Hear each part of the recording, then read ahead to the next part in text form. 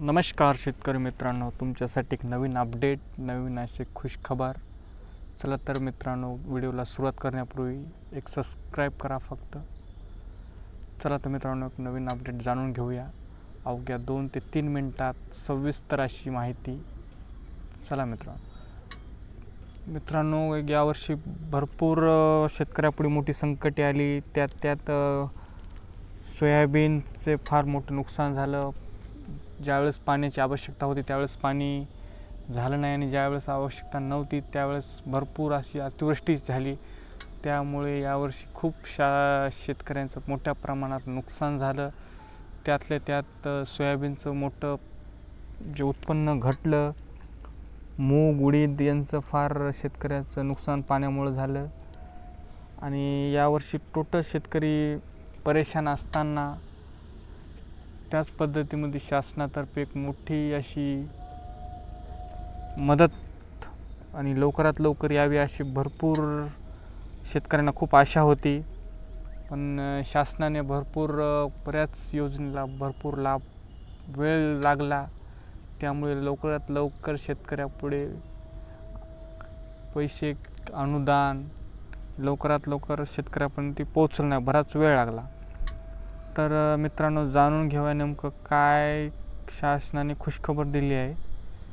तर मित्रांनो, तुम्हाला सांगू इच्छितो, कापूस आणि सोयाबीनचं जे अनुदान, ज्या अडचणी 2 ते 3 महिन्यापासून शेतकऱ्यासमोर मोठं संकट म्हणून होत्या, ती म्हणजे ई पीक पाहणी.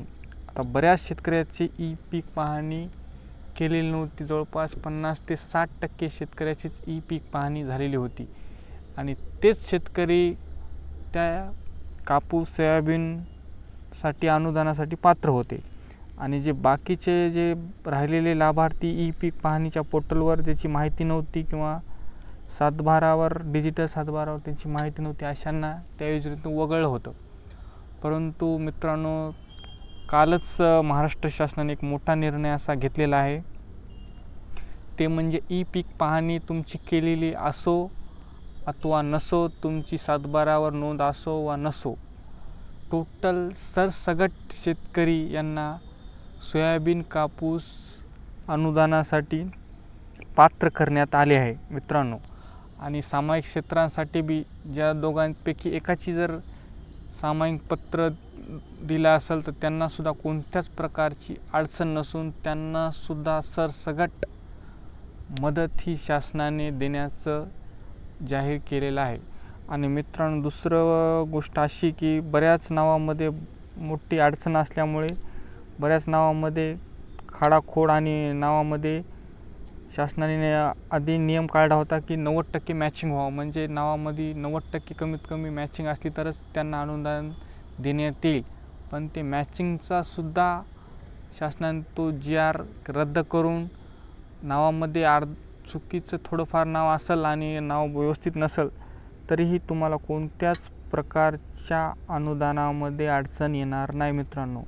आणि लागलीच 29 सप्टेंबर रोजी महाराष्ट्र शासनातर्फे कार्यक्रम वाशिम जिल्ह्यामध्ये घेण्यात येणार आहे. आणि त्या जिल्ह्यामध्ये सरसगट सर्व शेतकऱ्यांना महाराष्ट्रातल्या कापूस सोयाबीन अनुदान 5,000 रुपये हेक्टरी, जास्तीत जास्त 2 हेक्टर म्हणजे कापूस 2 हेक्टर आणि सोयाबीन 2 हेक्टर असं एका शेतकऱ्याच्या सातबारा जर 4 हेक्टर जर असेल तर त्यांना 20,000 रुपयाचा लाभ देण्यात येईल.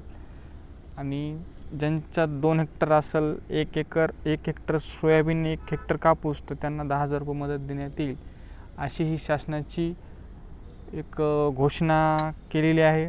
खूप दिवसापासून खूप वेळ निघून गेला या योजनेमध्ये, खूप डोकेदुखी होती, पण अखेर शेवटी सरसगट आणि सर्वांसाठीच योजना ही जाहीर केलेली आहे.